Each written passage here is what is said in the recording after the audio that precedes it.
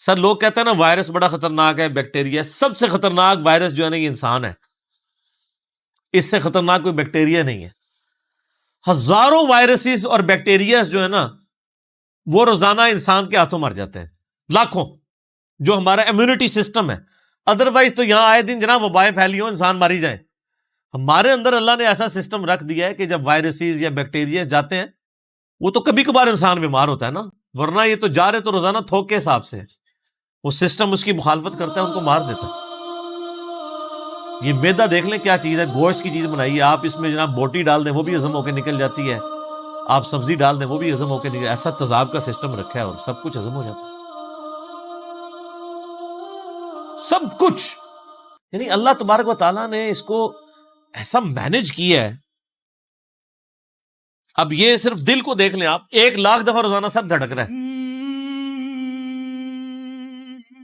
1,00,000 دفعہ روزانہ بغیر کسی بیٹری کے، اور خالی دھڑک نہیں رہا سر،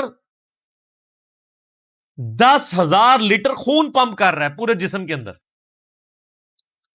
یہ کوئی یو پی ایس بھی نہیں کام کر سکتا، ایک بندے کا دل نہیں چلایا جا سکتا، اتنا خرچ۔ یہ وینٹیلیٹر پہ دیکھیں نا کتنا خرچہ ہوتا ہے، روزانہ کا 1,00,000 1.5 لاکھ روپے لے رہے ہوتے ہیں، اس میں بندہ زندہ نہیں رہتا، صرف دل کو مصنوعی طور پہ چلا رہے ہوتے ہیں، میڈیکلی اس کی موت ہو چکی ہوتی ہے۔ اور جسم میں نسوں کی جو لینتھ ہے نا سر وہ اتنی زیادہ ہے کہ ایک انسان کی اگر نسیں جوڑی جائے نا تو زمین کے 2.5 چکر لگ سکتے ہیں جی، 1,00,000 کلومیٹر بنتا ہے، یعنی صرف میری نسیں ایسے جوڑی جائیں نا تو 40,000 سرکمفرنس ہے زمین کا، یعنی زمین پہ آپ یہاں سے چلیں اور گول پورا چکر کاٹ کے یہاں آئے تو 40,000 کلومیٹر ہے، 2 چکر 2.5 چکر کاٹے جائیں گے ایک بندے کی نسوں کو جوڑنے کے، اور یہ ساری نسوں کے اندر خون جاتا ہے۔ اور سر یہ تو بھی صرف نسیں ہیں، یہ نسوں میں جو خون جاتا ہے نا یہ آگے پھر ہمارے جسم کے سیلز تک پہنچتا ہے، اور سر سیلز کی تعداد جو ہے نا وہ لاکھوں میں نہیں ہے، وہ کروڑوں میں بھی نہیں ہے سر، وہ اربوں میں بھی نہیں ہے، 100 ٹریلین سیلز ہر بندے میں موجود ہے۔ 1 ٹریلین جو ہے نا وہ 1000 ارب کے برابر ہوتا ہے، اور ارب تو میں نے آپ کو بتا دیا کیا ہے، کڈی خطرناک شے ہے ارب۔ 1000 ارب ہو تو 1 ٹریلین بنتا ہے، تو 100 ٹریلین سیلز ہر بندے کے اندر موجود ہے، ایک ایک بندے کے اندر، ان کے اندر آکسیجن جاتی ہے، اس کی ڈویژن ہوتی ہے، اور اگر یہ خلیوں کی ریپروڈکشن ڈسٹرب ہو جائے تو کینسر بن جائے۔ سر ایک انسان کے 100 ٹریلین سیلز ان کے اوپر کنٹرول کر سکتا ہے کہ یہ صحیح صحیح کام کریں؟ پوری دنیا نے انسان مل کے بھی خلیے کا حساب رکھ سکتے ایک بندے دے، تو یہ کس نے حساب رکھا؟ اللہ نے۔ 100 ٹریلین سیلز، اور سائنٹسٹ کہتے ہیں یہ اتنا بڑا فگر ہے کہ اگر انگلینڈ جیسے 30 ملک ہو، کتنے؟ 30 ملک انگلینڈ جیسے، اور 30 کے 30 صرف درخت ہی اگے ہوئے ہوں اس کے اوپر، ان درختوں کے جتنے پتے ہوں گے نا وہ 100 ٹریلین سیلز بنتے ہیں، جو ایک بندے کے اندر اللہ نے رکھ دیا۔ اور سر یہ سیلز آپ یہ نہ سمجھیے گا کہ کوئی اینٹ یا بجری ہے، ایک ایک سیل جو ہے نا اس کے اندر پورا ایک پاور سسٹم ہے۔ ایک اگر سیل بنانا پڑ جائے، نیو یارک سٹی جتنی جگہ چاہیے اس کے اندر جتنے سسٹم ہے جی۔ زندگی کی تو میں بات ہی نہیں کر رہا، زندگی تو کوئی ڈال ہی نہیں سکتا، اس کے اندر جو سسٹمز لگے ہوئے ساری کی ساری چیز۔ اور یہ ایک انسان کی بات ہو رہی ہے سر، ایک انسان کی، اور یہ صرف سیلز کی بات ہو رہی ہے۔ ابھی یہ نہیں بتایا جا رہا کہ وہ سیلز کیسے ڈیسائیڈ کرتے ہیں کہ کن سیلز نے آنکھیں بننا ہے، کس نے گردے بننے ہیں۔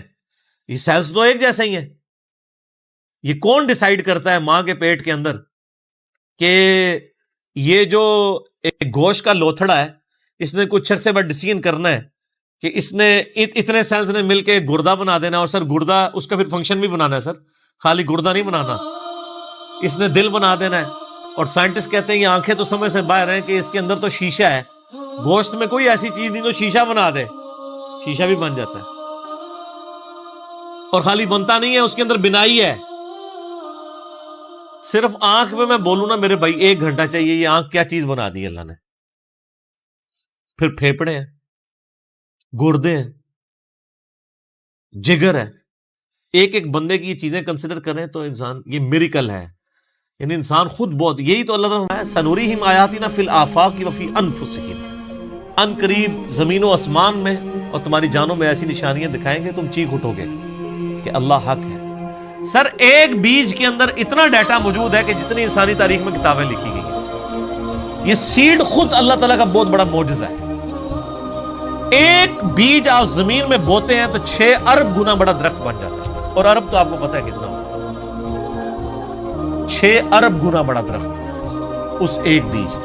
اور یہ بیج تو آپ کو صرف نظر آ رہا ہے نا، زمین و آسمان کی ساری مخلوقات مل کے ایک بیج نہیں بنا سکتی، ایک بیج نہیں بن سکتا۔ آپ کو تو یہ بے قدر نظر آ رہا ہے، لیکن سر اس بیج کے اندر وہ ڈیٹا ہے، ایک ایک چیز پروگرام ہے کہ اس سے جو درخت بننا ہے اس کے پتوں کا کلر کیا ہوگا، اس کے تنے کا سائز کیا ہوگا، اس سے فروٹ کون سا اگنا ہے، اس فروٹ کے پکنے کی ٹائمنگ کیا ہوگی، ایک ایک جو ڈیٹا ہے نا وہ یہ ہارڈ ڈسک، یہ بیج ہے۔ اور سر آپ نے تربوز کبھی کاٹا ہے؟ اس کے اندر سے کتنے بیج نکلتے ہیں؟ آج کل سردیاں امرود کھایا ہے، کتنے بیج نکلتے ہیں؟ ایک ایک بیج کے اندر کروڑوں امرودوں کا ڈیٹا موجود ہے۔ ظاہر ہے کہ جی آپ ایک بیج کو بوئیں گے تو ایک اور درخت نکل آئے گا سر، اس کے ساتھ سینکڑوں ہزاروں امرود لگیں گے، ایک دفعہ نہیں، آپ توڑیں گے اگلے سیزن پھر لگ جائیں گے۔ وہ نکلا کس سے ہوا ہے؟ ایک بیج سے، اور وہ ایک بیج خود ان ہزاروں بیجوں میں سے ہے جو ایک امرود سے نکلتے ہیں۔ ایک امرود ہی جو ہے انبلیویبل چیز ہے۔ میں تو یقین کریں جب یہ یعنی تربوز کاٹتا ہوں میں پریشان ہو جاتا ہوں کہ کہاں کہاں بیچ میں ایڈجسٹ کیے ہوئے بیج، اور یہ جو تربوز آپ کاٹ رہے ہیں سر، یہ آپ اربوں تربوز کاٹ رہے ہیں، کیونکہ ہر بیج کے اندر ایک تربوز ہے، اور وہ جو اس بیج سے تربوز نکلے گا اس کے اندر کتنے آگے بیج ہوں گے، اور ان بیجوں کو بوئیں گے تو ان سے آگے کتنے تربوز نکلیں گے۔ اور اب کوئی بیوقوف ہوگا نا جو کہ یہ خود بخود ہو رہا ہے، اگر کوئی کہتا ہے یہ خود بخود ہو رہا ہے تو آپ کر کے بتا دیں۔ ہم آپ سے کہتے ہیں کہ آپ بیج بنا دیں، ہمیں بیج بنا کے کو بتا دیں۔ اس سے بھی آسان کوسچن دیتے ہیں آپ کو، بیج تو نہیں آپ بنا سکتے، ہم آپ کو انڈا دیتے ہیں توڑ کے، آپ اس سے چوزا بنا کے بتا دیں۔ انڈا تو بنانے کا آپ کو کہہ ہی نہیں سکتے نا جناب، وہ تو آپ کو بھی پتا ہے۔ زمین و آسمان کی ساری مخلوقات مل کے ایک انڈا نہیں بنا سکتی۔ اور مجھے اگر آپ بتائیں کہ اگر کسی شخص کو یہ نہ پتا ہو کہ چوزا انڈے سے نکلتا ہے، آپ اس کے سامنے الٹے بھی لٹک جائیں نا، وہ ماننے کے لیے تیار نہیں ہوگا۔ یار اس میں سے کیسے چوزا نکل سکتا ہے؟ اس کو تو پورا سسٹم ہے، اس کے تو ایک پوری ایروفائل سٹرکچر ہے اس کے پروں کی، اس کے اندر پورا ایک یعنی کھانے پینے کا نظام ہے، وہ پوری ایک زندگی ہے، اس لیسدار مادے سے بنتی ہے۔ اندر جا کے کون بنا دیتا ہے؟ کوئی ماننے کے لیے تیار نہیں ہوگا۔ اسی لیے میں ایک جملہ بولتا ہوں کہ اس کائنات میں جو کچھ ہو رہا ہے نا وہ معجزہ ہے، جو کچھ ہو رہا ہے، لیکن چند معجزات کے ہم عادی ہو چکے ہیں، اس لیے ہمیں معجزے لگتے نہیں ہیں۔ سر مردے کے زندہ ہونے سے بڑا معجزہ ہے انڈے میں سے چوزے کا نکلنا۔ وہ مردہ زندہ ہو جائے، لوگ کہیں گے یہ بہت بڑا معجزہ ہو گیا، اس لیے کہ ہم عادی نہیں ہیں۔ سر اس سے بڑا معجزہ انڈے میں سے چوزا نکلنا ہے، اس کے اندر تو کوئی ایسی چیز موجود نہیں ہے، کون نکال رہا ہے؟ اور سر یہ ایک انڈا نہیں ہے، خربوں انڈے ہیں، مرغیوں کے انڈے، چیلوں کے انڈے، کبوتروں کے انڈے، طوطوں کے انڈے، یہ تو نہ ختم ہونے والی چیز۔ ایون یہ مکھیاں آپ کی جتنی نکل رہی ہیں شراط الارض، یہ سب انڈوں میں سے نکلتی ہیں۔ یہ ڈریگن فلائی جس کا میں اکثر ذکر کرتا ہوں، جس کے اوپر انہوں نے شنوک ہیلی کاپٹر بنایا ہے، وہ جس کے 4 پر ہوتے ہیں، جسے ہم پنجابی میں ہیلی کاپٹر کہتے ہیں۔ سر یہ ایک بال پوائنٹ کے نقطے جتنا انڈا ہے جس سے وہ نکل رہی ہے، اور اس کے ایک ڈھیلے کے اندر نا 25,000 آنکھیں ہوتی ہیں ایک ڈھیلے میں، اور وہ اس کی آنکھ کتنی سی تھی ہوگی آپ دیکھ لیں، اور وہ پورے کوارڈینیٹس اپنے لوکیٹ کرتی ہے۔ آپ کے ہیلی کاپٹر اور جہازوں کو تو لینڈ کرنے کے لیے جگہ چاہیے، اور اللہ نے جو بنائے ہوئے ہیں، چڑیے کو آپ نے کبھی دیکھا ہے اس کو لینڈنگ کے لیے کوئی جگہ تلاش کرنی پڑتی ہے، کوئی جگہ صاف کروانی پڑتی ہے، جدھر سے اٹھے جہاں مرضی جا کے لینڈ کر لیں۔ اور ہمارے جہازوں میں تو ہمیں فیول ڈالنا پڑتا ہے سر، چڑیا میں آپ کو نہیں فیول ڈالنا پڑتا، وہ خود اپنا فیول لیتی ہے۔ اور آج کل تو یہ سردیاں ہیں، آپ کو پتہ ہے آج کل وہ پرندے آئے ہوئے ہیں سائبیریا سے، ادھر 10,000 کلومیٹر کا سفر۔ کتنا سر؟ بوئنگ 747 میں ایک دفعہ ٹینکی فل کرے نا، وہ بھی 8,000 کلومیٹر اڑتا ہے انجنوں کے ساتھ۔ اور یہ نازک سا پرندہ جس کو آپ سرخاب کے پر سنا بھی ہوا ہے، سرخاب آپ دیکھ لیں کتنا سا اتنا سا پرندہ ہوتا ہے اگر اس کو پر پھیلائے تو، اور وہ ان پروں میں وہ طاقت، بالکل نازک سے پر ہے سر، 10,000 کلومیٹر اڑ کے آتا ہے بغیر کھائے پیے، جی اسٹیش ہے کوئی نہیں، اور توکل دیکھیں سمندر کے اوپر سے اڑ کے آتا ہے جہاں وہ لینڈ بھی نہیں کر سکتا، اور اس کو اپنے اللہ کے اوپر کتنا اعتماد ہے کہ یہاں پہنچتا ہے وہ بغیر کھائے پیے، اور وہ نیند کی کنڈیشن میں بھی، یعنی وہ جس کو پنجابی کہنا جاگو میٹی رہتا ہے، وہ اڑتا رہتا ہے، اس کے پر چلتے رہتے ہیں، وہ اپنی نیند بھی ہوا کے اندر پوری کرتا ہے۔ 10,000 کلومیٹر کا سفر کر کے آتے ہیں یہاں پہ، اور کیونکہ وہاں زیادہ سردی ہوتی ہے نا، یہ بھی ان کو پڑھایا ہوا ہے اللہ نے جناب کہ سردی زیادہ ہوگی، چلو سب کانٹیننٹ۔ پھر یہاں پہ ہمارے جو شکاری لوگ ہیں کچھ شکار کرتے ہیں، زیادہ تر تو وہ بچ جاتے ہیں، پھر وہ جب موسم جب صحیح ہوتا ہے وہ واپس بھی رشیا چلے جاتے ہیں۔ یہ سر میں صرف ایک سپیشیز کی بات کر رہا ہوں، تتلیاں ہیں وہ بھی ملینز کی تعداد میں۔ آپ اگر ایک یوٹیوب کے اوپر آپ یہ نیشنل جغرافی والوں کا پروگرام دیکھیں نا، میگا مائگریشنز کے نام سے بڑی بڑی جو یعنی ہجرتیں ہوتی ہیں جانوروں کی، کہاں سے کہاں تک جاتے ہیں، بندہ حیران ہو جائے۔ یہ ہاتھی جناب جو آپ کو بالکل سیدھا سا نظر آ رہا ہے، یہ صرف پاؤں مار کے نا زمین پہ 40 کلومیٹر دور کمیونیکیشن کر لیتا ہے دوسرے ہاتھی کے ساتھ کہ سر میں تھے جے، 40 کلومیٹر بغیر موبائل فون کے۔ اور یہ جو عقاب ہے کئی کلومیٹر سے نا ایک کیڑا بھی زمین کے اوپر دیکھ لیتا ہے سر، اور وہ شکار کرتا ہے، اللہ نے اس کو سکھا دیا۔